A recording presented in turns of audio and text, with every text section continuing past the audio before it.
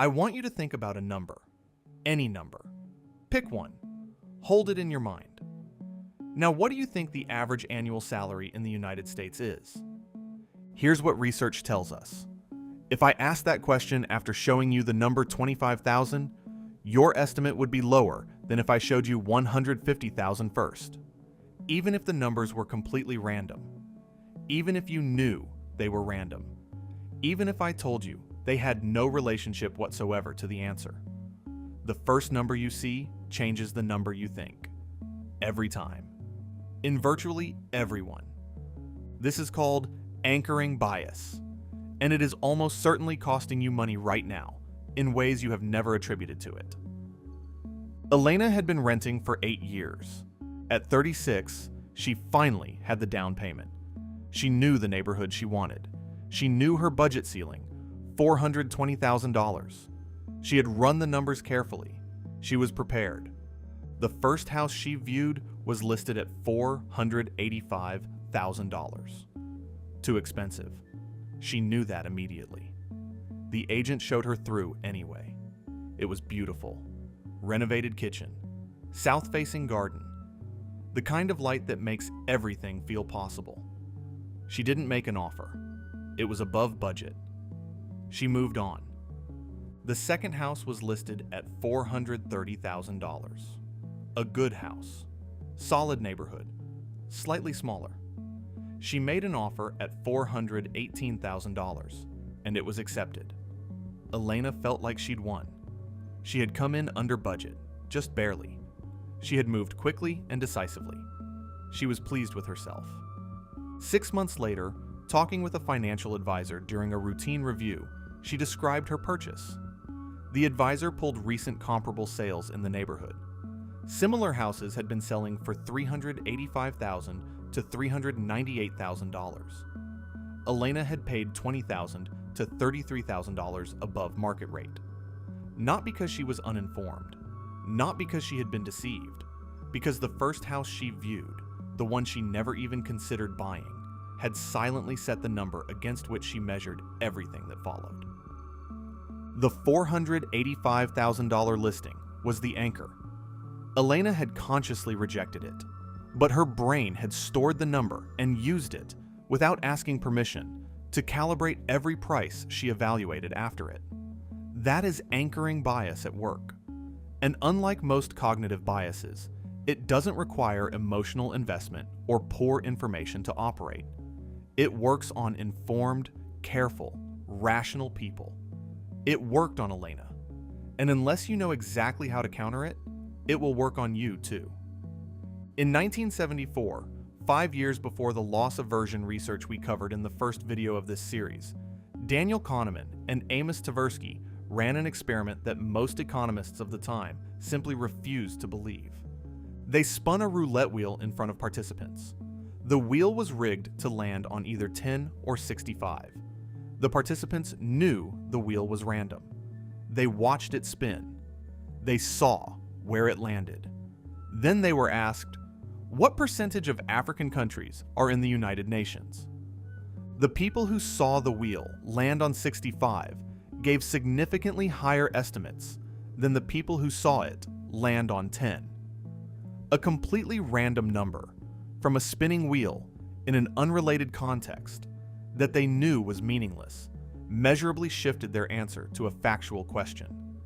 This was the first formal demonstration of what Kahneman and Tversky called the anchoring and adjustment heuristic. The brain, when asked to estimate an unknown quantity, looks for a starting point, any starting point, and it adjusts from there, almost always insufficiently. Your brain doesn't calculate from zero. It finds the nearest number and adjusts. The anchor wins before the reasoning starts. The adjustment heuristic is why the anchor doesn't need to be relevant to work. It doesn't need to come from an authoritative source. It doesn't need to be believable. It just needs to arrive first. Which means that in every financial negotiation, every purchase, every salary conversation you have ever been in, whoever put the first number on the table had an advantage. A neurological advantage. Built into your brain, before the conversation even started. And this is not a small effect.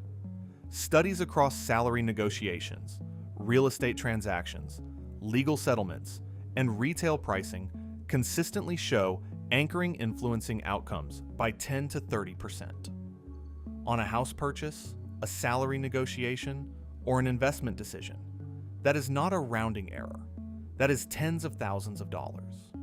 Let's make this specific. Here are 4 places anchoring bias is almost certainly affecting your finances right now. First, salary negotiations.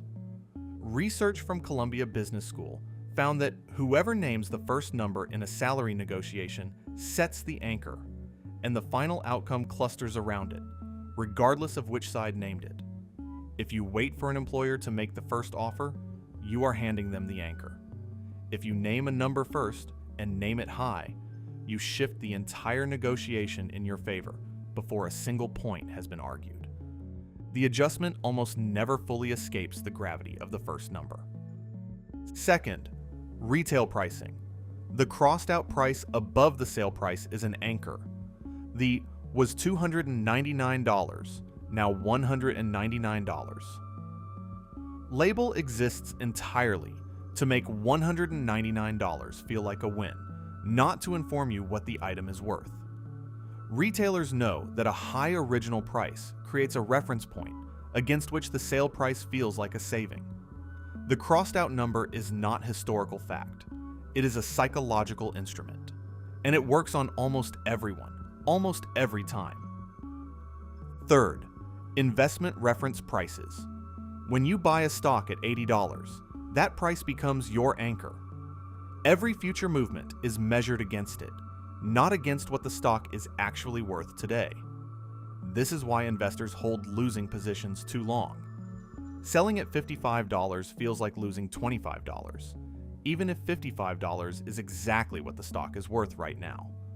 The purchase price has no bearing on current value, but it dominates the emotional experience of every decision made afterward. Fourth, car dealerships. The sticker price on a new car is not a starting point for a reasonable negotiation. It is an anchor, set deliberately high so that any price below it feels like a victory. Professional buyers, fleet managers, commercial purchasers routinely ignore the sticker price entirely and work from invoice cost and market data instead. The sticker exists to make the anchor work. The moment you acknowledge it as a starting point, you have already lost part of the negotiation. You cannot simply decide not to be anchored. The research is unambiguous on this. Knowing about anchoring bias reduces its effect slightly, but does not eliminate it. Your brain will still reach for the nearest number. The goal is not to stop that from happening. The goal is to control which number it reaches for. 3 strategies, each one designed to put you in control of the anchor rather than at its mercy. Strategy 1. Set your own anchor first, always. In any financial negotiation, salary, price, settlement, contract, the single most powerful move you can make is to put a number on the table before the other party does. In salary negotiations, name your number first, name it high, and anchor the entire conversation to your figure. Research consistently shows that first offers have outsized influence on final outcomes. The person who names first does not appear aggressive. They appear prepared, and they set the gravitational center of every counteroffer that follows. In purchases, do your research before you see a price. Know what comparable properties sold for. Know what the car's invoice price is. Know what the market rate for the service is. Walk into the conversation with your anchor already established in your own mind, so the seller's number has to compete with yours, not replace it. Strategy 2. Generate a counter anchor deliberately. When you are exposed to an anchor you didn't set, a sticker price, a first offer, a listing price, the most effective counter is not to ignore it. It is to immediately generate a competing anchor of your own. Before you respond to any number presented to you, pause and name a different number internally, ideally lower, ideally based on actual data. Say it in your head, write it down, say it out loud if the context allows. By creating a second anchor, you give your brain 2 reference points to work from instead of 1, and the adjustment process becomes less biased toward the original figure. This is what professional negotiators call re-anchoring. It is not dishonest or manipulative.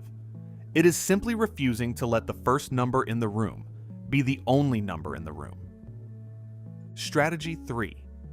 Use data to replace intuition. The most reliable defense against anchoring is to replace the anchor with a data-based reference point before any number is introduced. For property, look up recent comparable sales before you set foot in a viewing. The sold prices of similar homes in the last 6 months are publicly available and give you a data anchor that is extremely difficult for a listing price to dislodge, because your reference point already exists before the anchor arrives. For investments, value the asset on its fundamentals, earnings, growth rate, comparable companies, before you look at its current price or your purchase price. The price history is an anchor. The intrinsic value is the analysis. Let the analysis come first. For salary, research the market rate for your role, your experience level, and your geography before your negotiation. Sites like Glassdoor, Levels.fyi, and LinkedIn Salary exist to give you a data anchor. Use them. Walk into the room knowing the number you would put on the table, not waiting to react to the number they put there first. Elena still lives in that house, and she loves it. But she thinks about the $485,000 listing sometimes. Not with regret exactly, but with a clear-eyed understanding of what it cost her. Not the house, the number. The number she never intended to buy, that she walked away from immediately, that nonetheless followed her into every decision she made for the next 6 weeks of her property search. She didn't need more discipline. She needed to know what was happening. She needed to understand that the first price she saw was not information about the market. It was information about her own psychology. And once you know the difference, the whole game changes. Every financial environment you walk into is full of anchors. Listing prices, sale signs, opening offers, reference salaries, the crossed out number above the discounted one. They are all, in some sense, a form of communication, but not the kind we usually think of. They are not telling you what something is worth. They are telling your brain where to start. Once you understand that, you can start choosing your own starting point. And whoever controls the anchor controls the outcome. Next in this series, we're covering something that intersects with anchoring in a way that makes both of them significantly more dangerous: the overconfidence effect. It's the reason that the more someone knows about investing, the more certain they become in decisions that the data says they should be cautious about. And it explains why individual investors, on average, consistently underperform the very indexes they could simply buy and hold. If you've ever made a financial decision you felt completely confident about and later couldn't explain what you were thinking, that's the next video. Subscribe to catch it. And if this one helped something click, share it with someone who's about to buy a house, negotiate a salary, or walk onto a car lot. I'll see you in the next one.